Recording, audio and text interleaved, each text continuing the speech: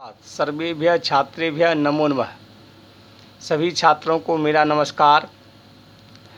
छात्रों, पिछली कक्षा में मैंने आपको सुभाषितानि पाठ का स्वस्वर वाचन एवं उसके अर्थ की सम्यक जानकारी दी थी। इस कक्षा में मैं आपको प्रश्नोत्तर के बारे में सम्यक जानकारी देने जा रहा हूँ।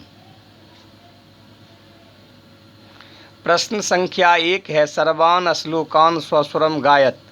सभी श्लोकों को स्वस्वर स्वर सहित स्मरण कीजिए, गायन कीजिए। दूसरा, यथा योग्यम श्लोकान मेलयत।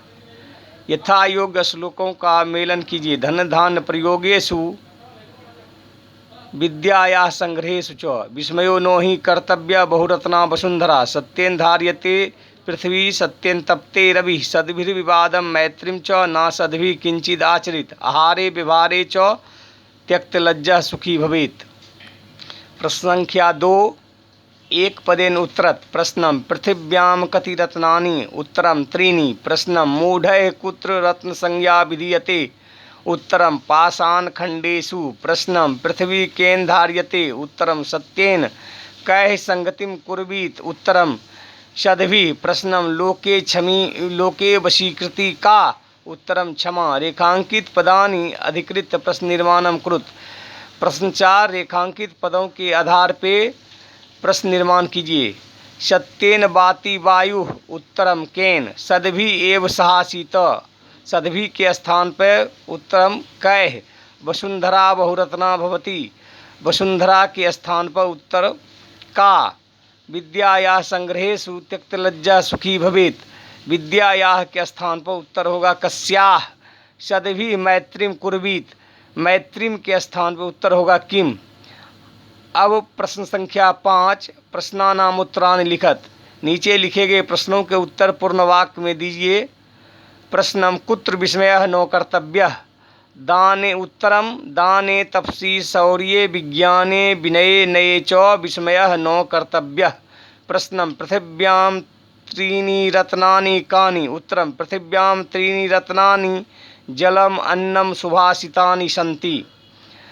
प्रश्नम त्यक्तलज्जा कुत्र सुखी भवेत्? उत्तरम धन धान्य प्रयोगेषु विद्यायाः संग्रहेषु च आहारे व्यवहारे त्यक्तलज्जा सुखी भवेत्। प्रश्न संख्या 6 मंजूषातः पदानि चित्वा लिंगानुसारम लिखत। मंजूषा से पद को चुन करके पुल्लिंग, स्त्रीलिंग, नपुंसक लिंग में लिखें। पुल्लिंग में सुखी, वहिनी, रवि। स्त्रीलिंग में वसुंधरा, पृथ्वी, संगतिम। नपुंसक लिंग में रत्नानि, सत्येन, अन्नम। प्रश्न संख्या 7 अधोलिखित पदेषु धातवः के सन्ति। नीचे लिखे गए पदों में धातु कौन से हैं, क्या क्या हैं? पदम करोति धातु क्री। पश्य धातु दृश्य। भवेत धातु भू। तिष्ठति धातु अस्था और कोष्टक में तिष्ठ। इस तरह से सुभाषितानि पाठ का प्रश्नोत्तर यहाँ पे समाप्त होता है। आशा ही नहीं पूर्ण विश्वास है कि आप लोग ध्यानपूर्वक इसको सुने होंगे और अपनी उत्तर पुस्तिका में करेंगे। धन्यवाद।